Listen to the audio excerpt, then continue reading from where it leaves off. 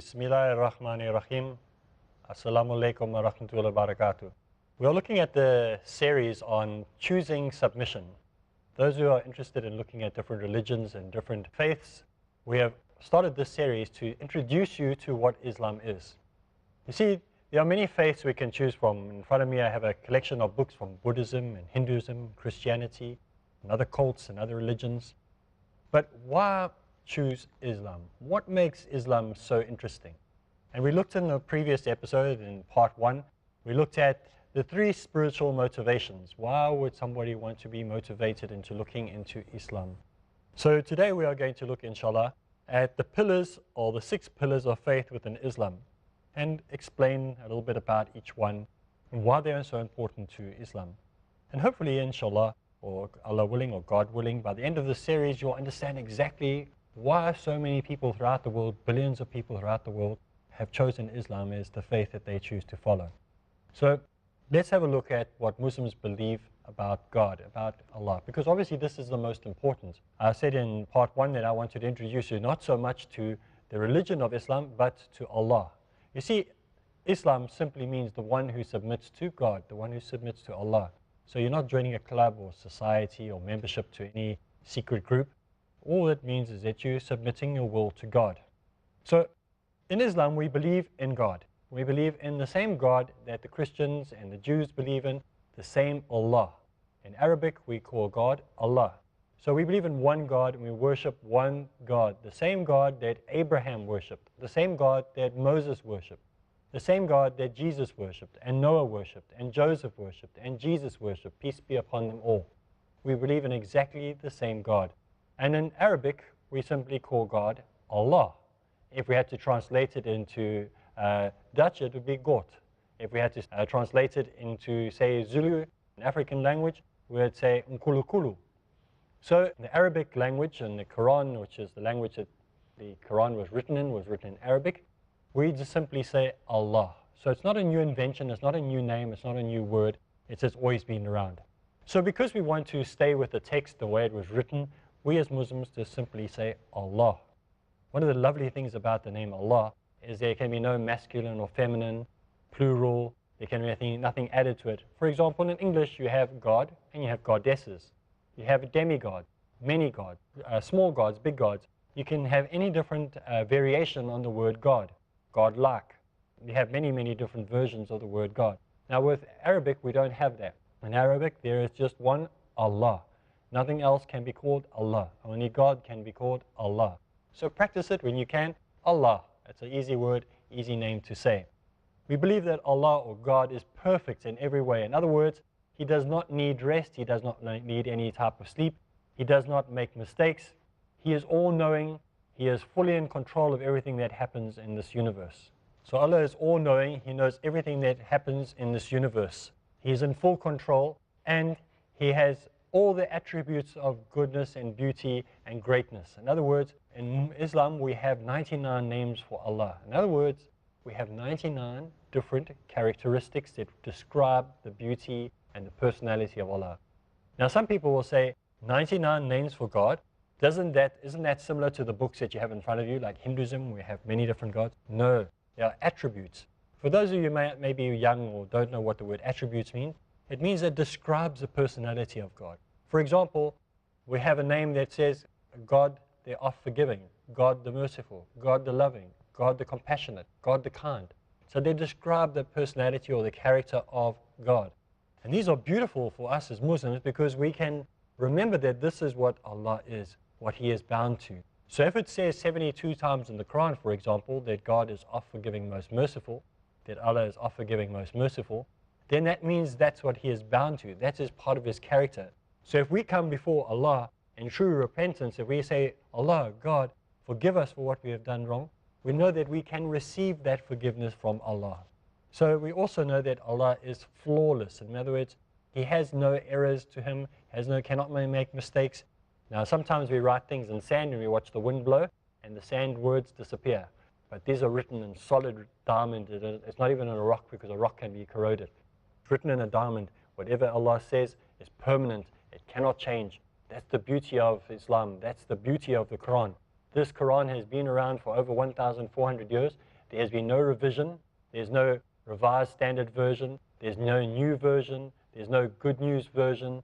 There's no living version. There is only one version, the same version that was created 1,400 odd years ago, longer than 1,400 years ago. This is amazing.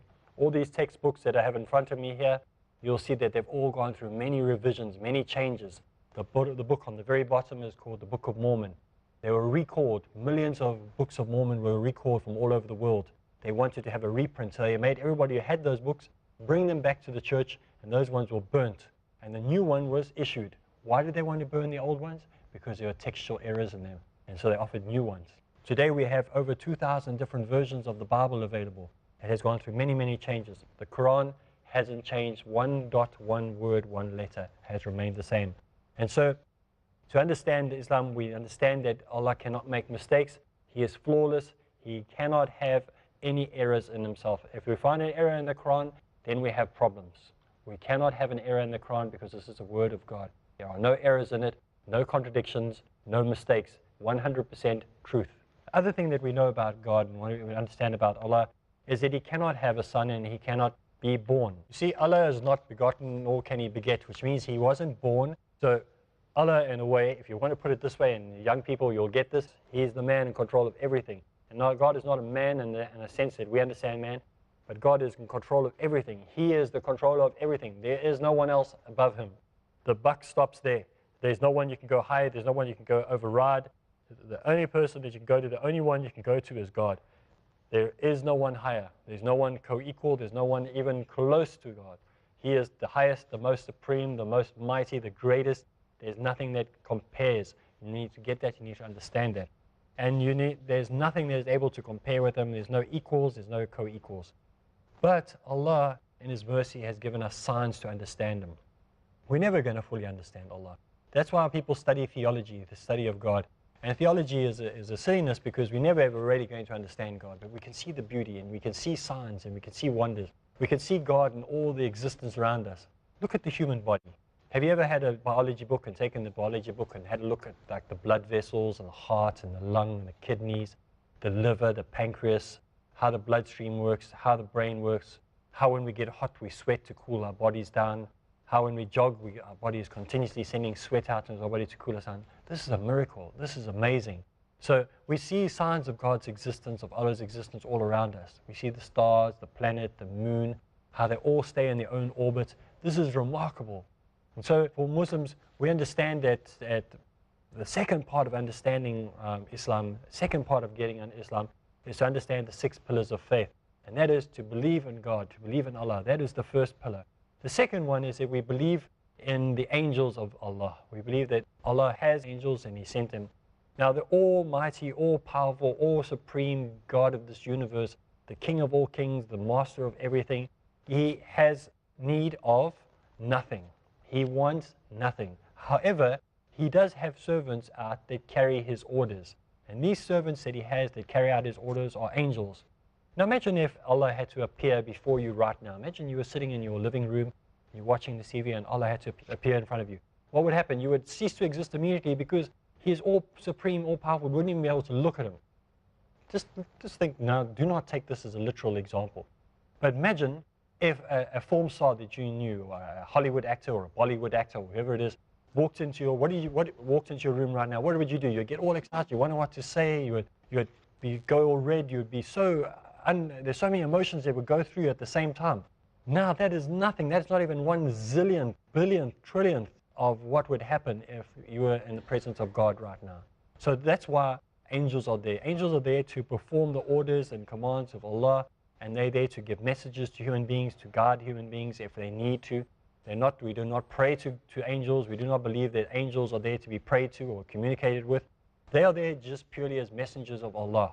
So they are created purely for Allah's purpose. Allah has got the purpose for them, which we do not 100% understand or totally understand. We have a glimpse of what some of the duties are, but we do not know all the duties.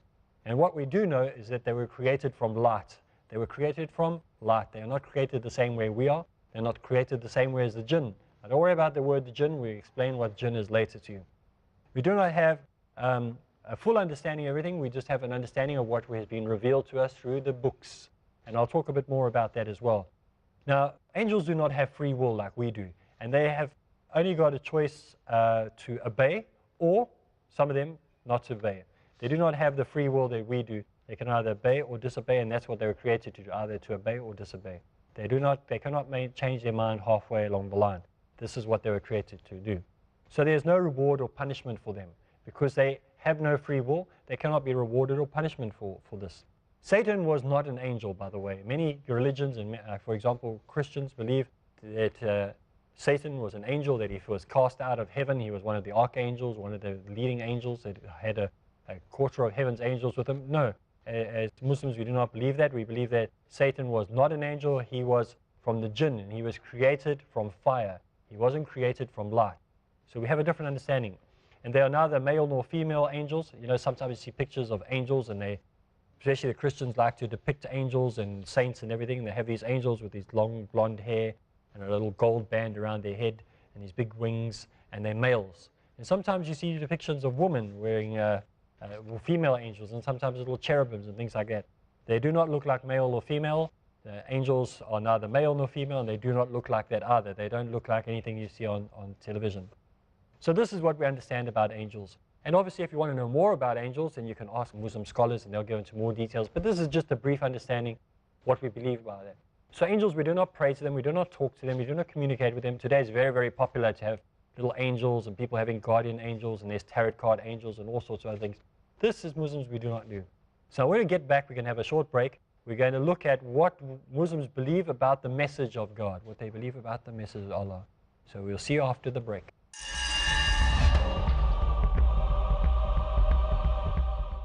The ambassadors of peace from different parts of the world who dedicated their lives to convey the message of peace came together at the grand 10-day peace conference in Mumbai with one vision, with one mission. Hundreds of thousands of people witnessed them, heard them. Now it's an opportunity for those who missed the live action. I welcome all of you with Islamic greetings. Assalamu alaikum wa rahmatullahi wa barakatuh. Watch them again in Peace Mission every Friday to Wednesday at 11 p.m. Saudi Arabia and 12 a.m. UAE on Peace TV.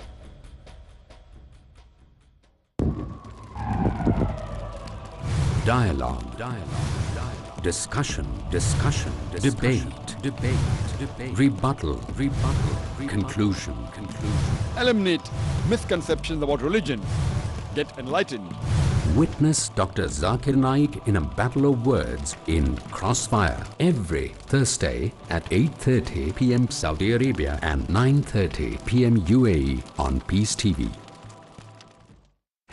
بسم الله الرحمن الرحيم بذكر الله تطمئن والقمر ليقولن الله قرآنا عربيا غير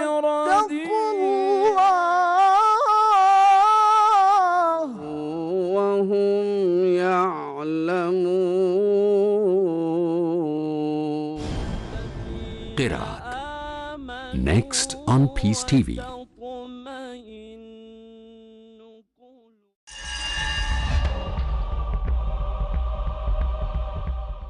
Bismillahir Rahmanir Rahim. Assalamu alaikum wa rahmatullahi wa barakatuh.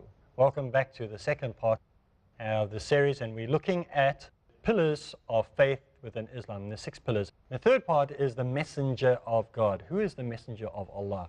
Now, what is the messenger of Allah? These are teachers that are sent by Allah to teach the guidance of Allah to people. It's to teach us how to find our right way back to God, how to find the path to Allah, how we can find the path to truth. And so there are questions that these messengers send us to think about in our day-to-day lives. They ask us questions that we need to answer. And so today, when we hear these questions, think about them. What is good about life? What do we want out of life? They tell us what is good. They tell us, what do you think of evil? What do you think of good? Why do you think we should help mankind? So they make us think. These messengers make us think. And once they've made us think, they make us change. They make us understand that we need to make a change in our lives. We cannot stay the same way we are. You know, young people, we get so distracted by stuff. You get so distracted by what is right and what is wrong, what is morally correct and what is immorally correct. And so we have many, many different problems that we face on a day-to-day basis. These prophets, these messengers were sent by Allah to guide us on the straight path, to show us what is better. You know, people say, but I like sin, I enjoy sin. Of course we like doing sin and like doing wrong, because we've been programmed to think that way. But if we had been shown in the right way from the beginning, and our parents were proper role models, and we weren't shown by society all the bad things, we would have been inclined to stay good our whole life. We were born good people. We were born to do what was right.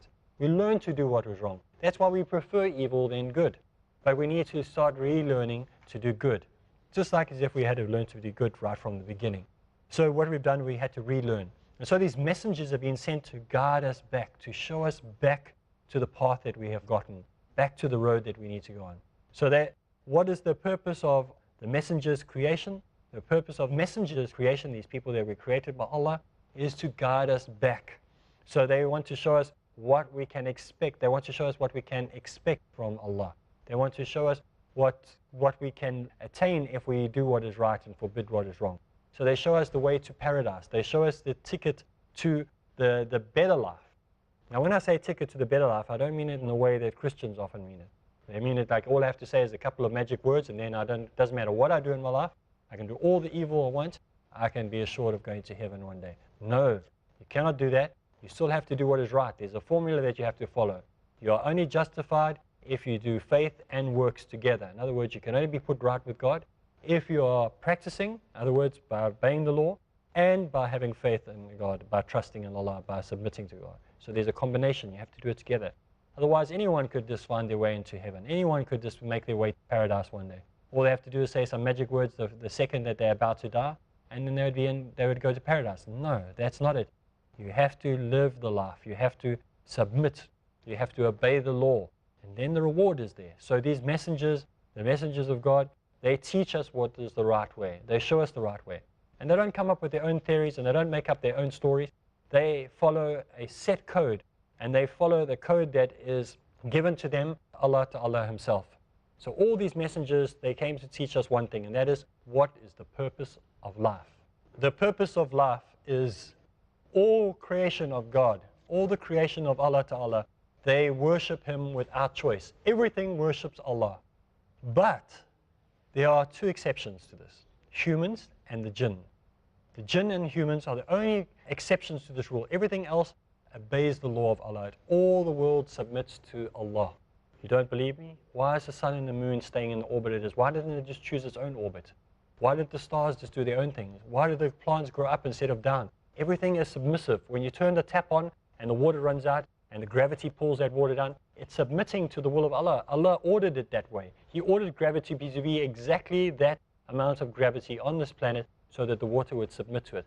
He makes the water rise up into small microscopic little molecules so that it rises into air and makes clouds, because this is by the will of Allah.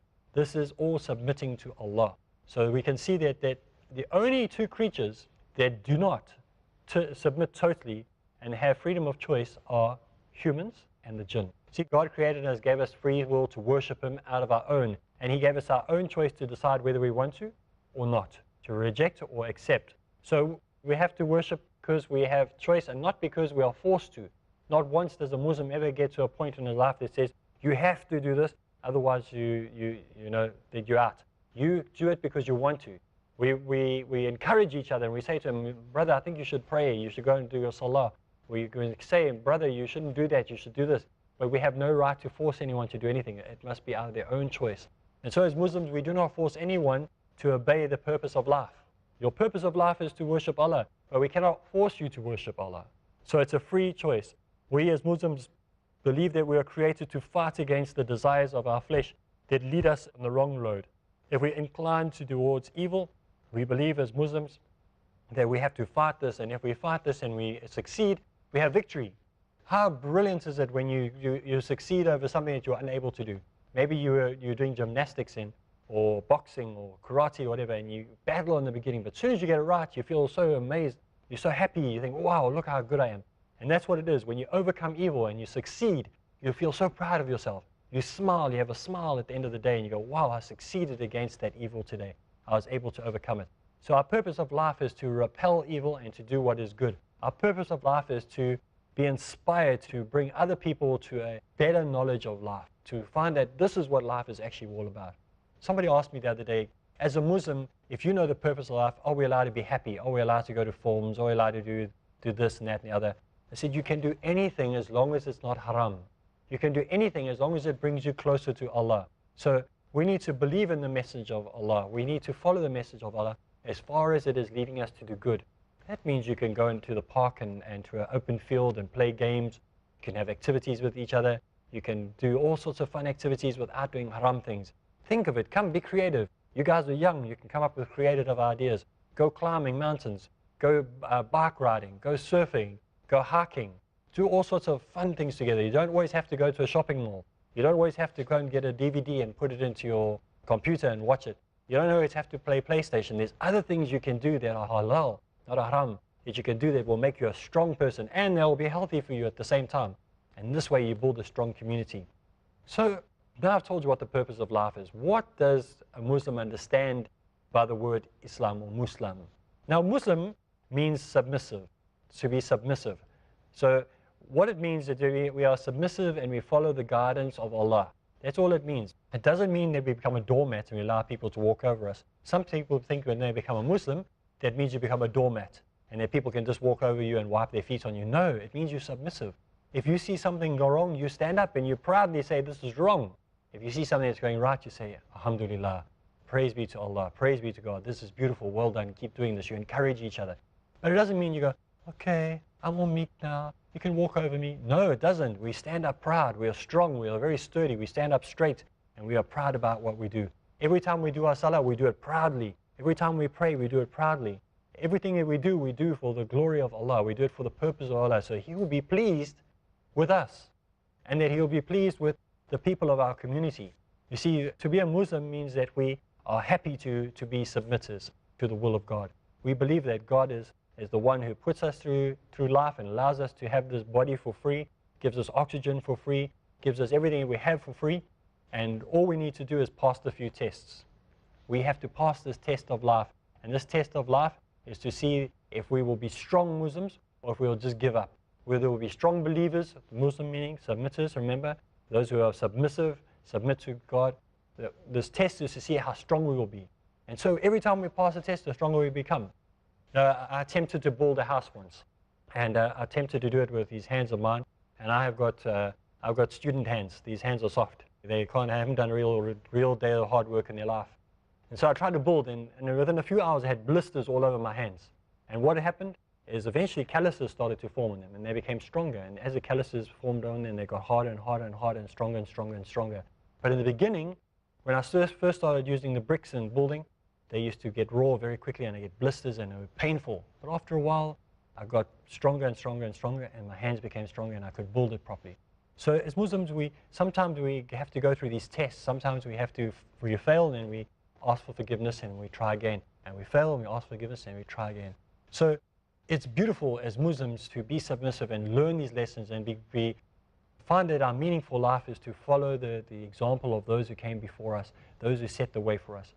So when we as Muslims submit, we are saying that God created us because He had an intention, He had a meaning. We are saying that God knows what He's doing. We know that Allah has a purpose for us. We worship Allah. We don't complain. Even though sometimes we might feel like complaining, we just say, Allah knows best. It is in the hands of Allah. And sometimes even when we make statements, sometimes you'll see many books that are written, and many of the scholars when they speak, they'll make a statement and they say, this means this means that, this means the other, but Allah knows best. Because they might be mistaken, they might have made a mistake.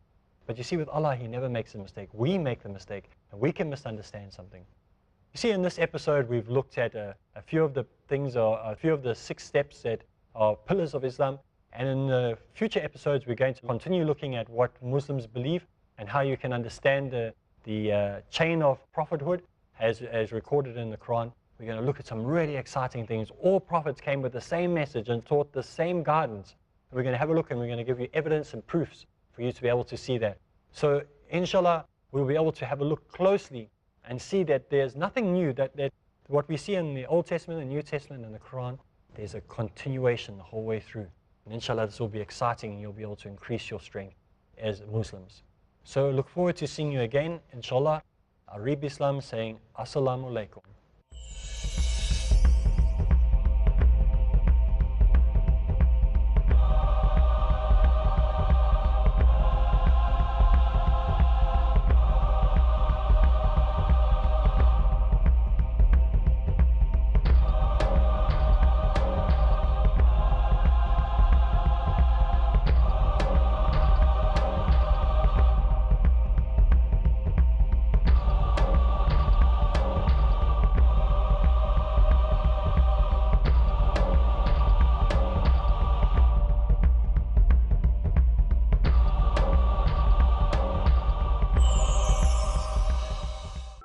Worship one God, the same God that Abraham worshipped, the same God that Moses worshipped, the same God that Jesus worshipped, and Noah worshipped, and Joseph worshipped, and Jesus worshipped, peace be upon them all. We believe in exactly the same God. And in Arabic, we simply call God Allah. If we had to translate it into Dutch, it would be God. If we had to translate it into, say, Zulu, an African language, we would say Nkulukulu. So in the Arabic language and the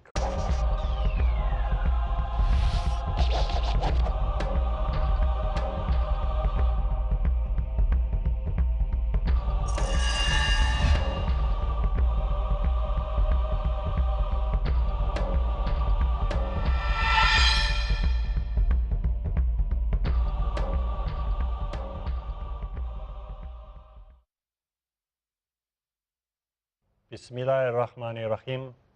Assalamu alaikum wa rahmatullahi wa barakatuh. We are looking at the series on choosing submission. Those who are interested in looking at different religions and different faiths, we have started this series to introduce you to what Islam is. You see, there are many faiths we can choose from. In front of me I have a collection of books from Buddhism and Hinduism, Christianity, and other cults and other religions. But why choose Islam? What makes Islam so interesting? And we looked in the previous episode, in part 1, we looked at the 3 spiritual motivations. Why, which is the most important? I said in part 1 that I wanted to introduce you not so much to the religion of Islam, but to Allah. You see, Islam simply means the one who submits to God, the one who submits to Allah. So you're not joining a club or society or membership to any secret group. All it means is that you're submitting your will to God. So in Islam, we believe in God. We believe in the same God that the Christians and the Jews believe in, the same Allah. In Arabic, we call God Allah. So we believe in one God, and we work somebody wants to be motivated into looking into Islam. So today we are going to look, inshallah, at the pillars or the 6 pillars of faith within Islam and explain a little bit about each one and why they are so important to Islam. And hopefully, inshallah, or Allah willing or God willing, by the end of this series you'll understand exactly why so many people throughout the world, billions of people throughout the world, have chosen Islam as the faith that they choose to follow. So let's have a look at what Muslims believe about God, about Allah, because obviously this